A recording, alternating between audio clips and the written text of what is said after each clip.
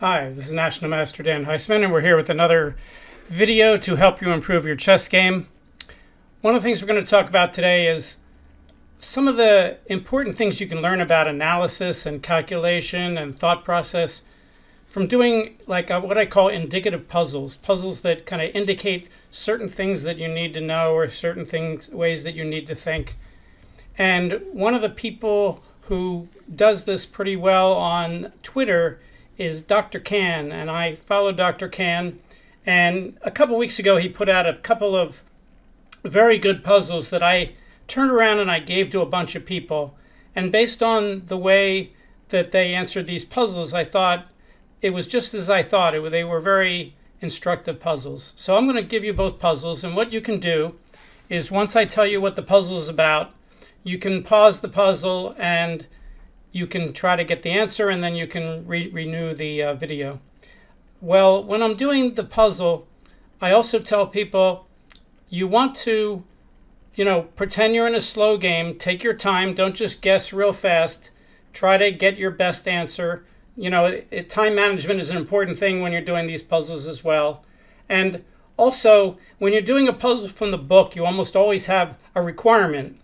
Like white to play and win, white to play and mate in 3, white to play and draw, something like that. But a lot of times the more indicative puzzles, the ones that help you the most, are the ones where we just say, what's the best move? And the best move may be a win, it may be a draw, it may be a mate in 3. But if we just ask what the best move is, or what's the best idea and what's the move behind that idea, then you're not giving the person solving the puzzle as much information, and that's more helpful to making you a better chess player for the simple reason that during a game, nobody holds up a sign when you get to a white to play and win position and say, don't move until you see a win. And in the puzzles, you also want to do the best you can without knowing exactly what you're looking for. Because if you know exactly what you're looking for, then you just don't stop till you see that. All right, so having said all that, here's the first of the two Dr. Can puzzles. And this is simply white to play. And as I just said, what's the best thing that you can do? So if you'd like, pause the video, figure out what you would play for white, and then we will continue. All right, well, it's white's turn. And of course, people want to do something aggressive. So there's moves like e6, which threatens e takes f7 check. But if you make moves like that without seeing what black can do, then that's kind of a very strong hope chess. So one of the ways to figure out what black can do is what's called the null move hypothesis, which is if white doesn't make any move at all, what would black do to him? Well, one of the first things you do when you're doing that is you look for checks, captures, and threats, especially safe checks. And if white would play a move like e6 or not move at all, black has one safe check on the board, and that safe check is queen f1 check. And queen f1 check is a very strong move because it not only forks the king and the bishop on f4, but the only king move to get out of check is king to d2, and then not only can black play queen takes f4 check, which is sufficient to win the game, but he might even have a move like queen takes g2 check, trying to win the pawn and the rook on h1. So it becomes obvious that queen f1 check is what we would call a killer move. You can't allow him to play that. Now, a lot of my people that I give this puzzle to, when they see queen f1 check, they start looking for ways to stop that. And they realize one of the best ways to stop it is to develop the knight. So the rook is now guarding the f1 square. So they look at moves like knight e2 and knight f3 and maybe even knight h3. And when I give this puzzle to people rated under 1700, almost every single one of them plays a move like knight f3 here. Then I say to them, what is it that makes a move safe? A move is safe if your opponent does not have a check, a capture, or a threat that can beat you on the next move. So we have to look, if white plays knight f3 to stop queen f1 check, is that sufficient? Well, black now has no safe checks. How about captures? Well, black can play queen takes a2. That doesn't hurt white. Black can play knight takes e5. That doesn't hurt white. So now we have to look for threats. One of my earlier videos, which if you haven't seen, I highly recommend it, is called AWL, Attack with Something Worth Less. And one of the easiest threats to find, and one of the most important threats because they're very forcing. When you attack something with something worth less, it almost always has to move, is these AWLs. So let's look for, after knight f3, for AWLs. Well, it turns out black has 4 of those. He can play g5, attacking the bishop on f4 with a pawn. He can play knight d4, attacking the queen with a knight. He can play knight a5, attacking the queen with a knight. And he can play c4, attacking the queen with the pawn. But knight d4 and g5 are ostensibly unsafe, so you should look at the ones that are ostensibly safe first. So that's knight a5 and c4. And which one of the two would you think black would be more likely to play if you played knight f3? And the answer is, it's c4. So let's show that on the board. If you play knight f3, which a lot of my students did, whoops, I guess this board is not live. I'm not able to move the pieces.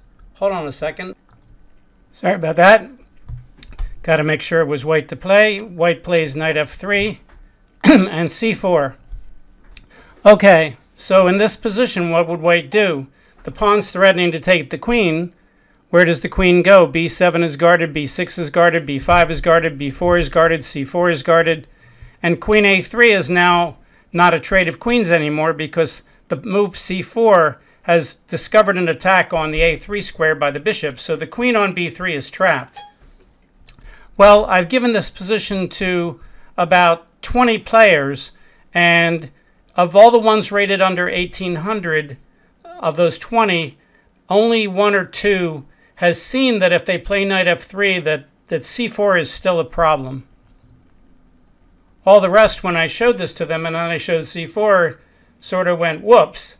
And this is actually a very good example of what I call hope chess. Hope chess is where you make a move, you don't look at all your opponent's checks, captures, and threats, and then when he makes one of them, like c4, you hope there's a way out, and of course in this case there's not, so you're just losing the game. Why does so many, 90% of the people make this mistake? Well, the reason is they reason that queen f1 is such a strong threat that they have to stop it, and because that's true, they also make the bad assumption that once they stop it, that their problems are over. They don't stop to think that black has more than one enormous threat, and that stopping that threat becomes such a big deal that they stop thinking about whether their move is safe or not, and they just assume their move is safe because once the knight goes out, the knight on f3, of course, is safe. The queen checks is stopped, and they don't really think to look for other things that black might be doing besides playing queen f1 check. So Dr. Kahn's idea on this puzzle was that black has 2 enormous threats. He's threatening queen f1 and he's threatening c4. So it turns out the only move that really stops both of those moves is for white to play c4 himself. So when I was doing this puzzle on Twitter and I replied to Dr. Kahn, I said, black's threatening queen f1 check and c4. The only move I see that stops both is c4. That looks a little annoying because black can then play knight d4 hitting the queen. The queen has trouble guarding maybe a2 and c4. So white might be losing a pawn, but if we count the material at the start of the puzzle, white's already up a pawn. So we can probably afford to let him play knight to d4 and maybe lose a pawn, because at that point the material would be even. And in any case, if c4 is the only move that stops the 2 winning threats, then even if that is annoying and gives black a decent game, giving him a decent game is a lot different than giving him a complete win.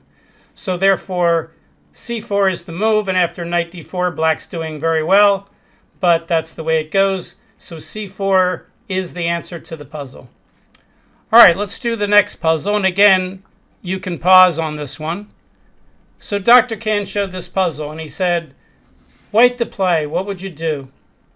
So okay, so take your time. If you want, pause the puzzle, figure out what you would do, and we will take a look at it. Okay, I think of this puzzle as a little bit like peeling an onion. Every time you do something, you have to look a little bit deeper and a little bit deeper and a little bit deeper. And it looks like an awfully easy puzzle. So let's start with the lowest level, the most outer layer of the onion. Suppose you look at this position and say, black's down a piece and he's in check, but he can capture the bishop with the queen or the king. So I'm obviously going to capture the bishop, and I really want to preserve my castling rights. So I'll just play queen takes d2, and then later I can castle, and the material's even, I should be okay. That would be what I generally call hand-waving, which is to kind of move on principle rather than analysis, because you didn't really analyze king takes or queen takes. You just used the general principle that you wanted to preserve castling, which for the most part would probably be okay. The problem is, in this particular position, you have to look a little deeper. So this next thing I looked at was, suppose I play queen to d2. What are all of black's checks, captures, and threats? Well, he doesn't have any checks, and he doesn't have any really good captures. Queen takes d4 is not a problem. But he does have a threat. He has another AWL, attack with something worth less. As I said in the previous puzzle, AWL is a really, really, really important idea to know. And he could play f6 hitting the knight, and all of a sudden that knight's in some trouble because the pawn on e4 is guarding the d3 square and the f3 square. So the knight would have to go to g4, but g4 doesn't have a lot of future either. And then black could play h5, and the knight is trapped and black's winning. So let's take a look at that. Queen takes d2, f6, knight g4, h5, and bye-bye knight. So at that point, you could stop and think, oh, well, what good is taking with the king? He could do the same thing. But that's not quite true. Let's take a look. If we go to the next layer of the onion, if we take with the king and he plays f6, we have that famous check, queen h5 check. And now if he plays g6, we have the sneaky pin, knight takes g6. I assume most of the people watching this video are aware of this kind of sneaky pin. It's a very famous pattern, comes up all the time. And now white's winning because if black plays h takes g6, white has queen takes h8 check. And otherwise, white's threatening a discovered attack and he's just won a pawn and black's king is in a lot of trouble. You might say, well, that's the answer to the puzzle then. But unfortunately, that's not true because we have to keep peeling away the onions. So the first idea that you should just take with the queen to preserve castling is sort of the kind of thing an under 1400 would do. But then to quickly play king takes d2, because after f6 you can play queen h5 check, is again something maybe a 16 or 1700 would do. But we have to keep looking deeper, because what if we throw in a black check on a5? So that becomes the issue. If white plays king takes d2, instead of playing f6 right away, black's going to throw in a little Zwischenzug, queen a5 check. Why does he do that? Well, if white makes a random move to get out of check, let's say he plays king c1 or something like that, then when black plays f6 and white plays queen h5 check to try to avoid the knight getting trapped, then after g6, knight takes g6 is no longer possible because the knight on e5 is pinned to the queen on h5. If you don't believe me, let's show you. King takes d2, queen a5 check. If you play a random move and he plays f6, again, knight g5, knight g4, h5 traps the knight. But queen h5 check g6, now knight takes g6 is no longer possible because of queen takes h5. Okay, well, does that make both king takes d2 and queen takes d2 both bad? Well, not necessarily. Maybe white has a trick. So what I looked at then was, suppose we try to drive the queen off the 5th rank by removing all the squares on the 5th rank. Suppose we play king takes d2 and black plays queen a5 check and white plays c3. And now when black plays f6, instead of playing queen h5 check, we first play the Zwischenzug b4, and now the queen can't stay on the 5th rank. Queen b5 and queen d5 are taken by the bishop. Queen c5 is guarded by the pawn. So I said, well, what's the best move for black here? Black can play queen to a3, threatening to come down. Now if white takes time to stop queen b2 check, with a move like king c2 or something, black will just take the knight. So white has no time to stop queen b2 check. Let's say he tries queen h5 check, and now g6, and now knight takes g6. But black now has queen to b2 check, And white's only safe moves here are to move the king to the first rank and allow the queen to take the rook. This becomes unbelievably complicated. So when I answered Dr. Can here, after looking at this, at first I thought, oh, we'll just take with the king and play queen h5 check. Then I realized that was too superficial. Then I realized this line about c3 followed by b4. So I tweeted back and I said, well, queen d2, f6, knight g4, h5 is no good. But after king d2, queen a5 check, c3, f6, b4, queen a3, queen h5 check, knight g6, queen b2 check, I said things are too complicated for me to calculate from the initial position. I said, I'm not sure what in the heck's happening. So I went back here and I turned on the engine, and the engine said, believe it or not, that after king takes, queen checks, that this is all the best line, c3, f6,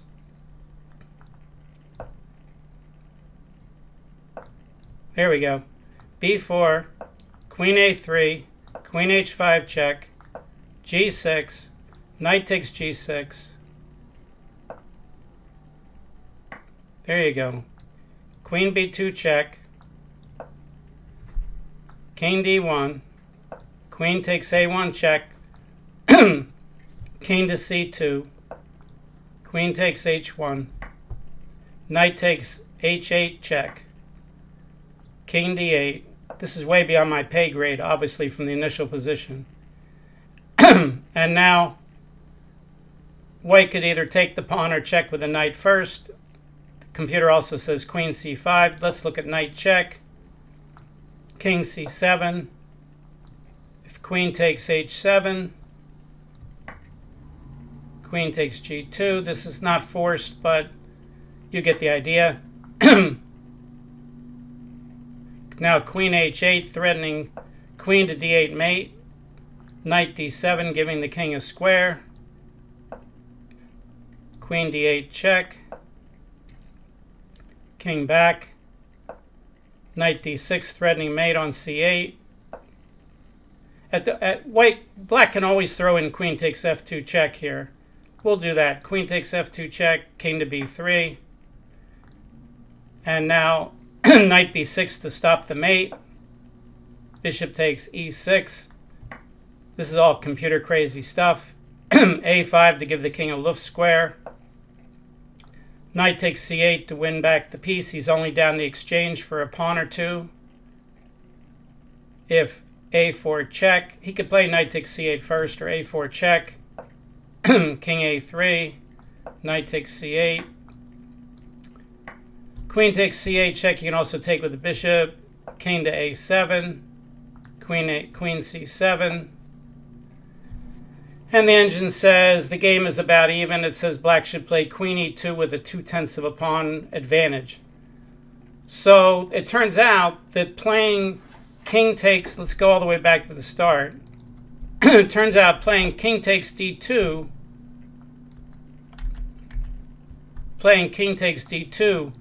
will get white an even game in this crazy, crazy line.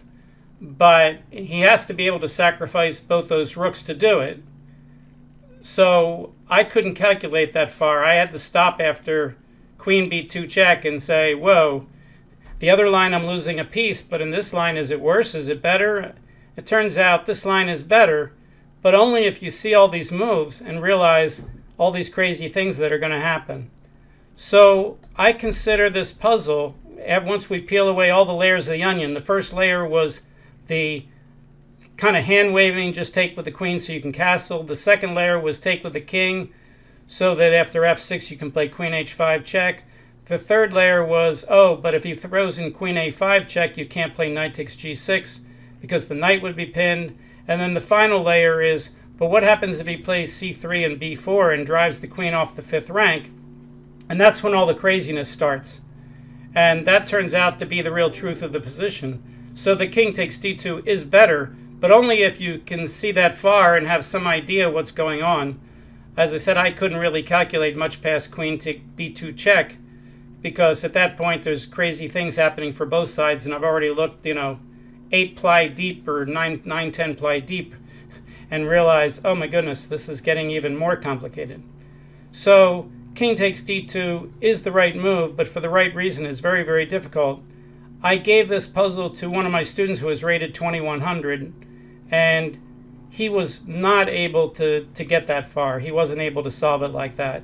He did see that on king takes f6 he could play queen h5 check, but he didn't really spend much time looking at queen a5 check first to prevent that from happening. As far as my lower rated students, of course, this gets well. If the 2100 is not able to do it, you can imagine what would happen if I give this to a 13 or 1400. But these are the kind of puzzles which, these aren't typical puzzles, but they do show you that there's a depth of analysis and the kind of things that you need to look at in order to be a good player. You can't do things superficially, because it certainly looks like maybe you should just take with the queen and then castle. And then once you see that maybe doesn't work because of f6, it certainly looks like maybe you just play king takes d2 and you're okay. But it turns out really neither of those is deep enough. They're kind of superficial and not really correct. So these are the kind of puzzles where if you kind of spend time on them and really look at them, you learn things. Because if you watch people play games and somebody plays bishop takes d2 check, you often see somebody rated under 16 or 1700 playing queen takes d2 instantly, as if, well, I'm not going to give up my castling rights, so I'll just take with the queen. Well, maybe 95 times out of 100, that's right, but those other 5 times out of 100, it can cost them the game, this being one of the 5 times out of 100. So you have to learn how to be careful on pretty much every move. And once you see this idea of f6 followed by h5 for black, things get a lot more complicated.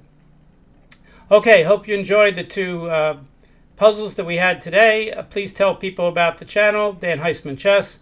We're going to come back with some more puzzles, some more videos to help you improve your game. I already have over 360 covering pretty much every aspect of chess improvement. So if you're looking for like how to learn openings or how to study endgames or how to analyze or how to evaluate or any of those things, thought process, time management, they're all here. Thanks a lot. We'll see you next time. Bye.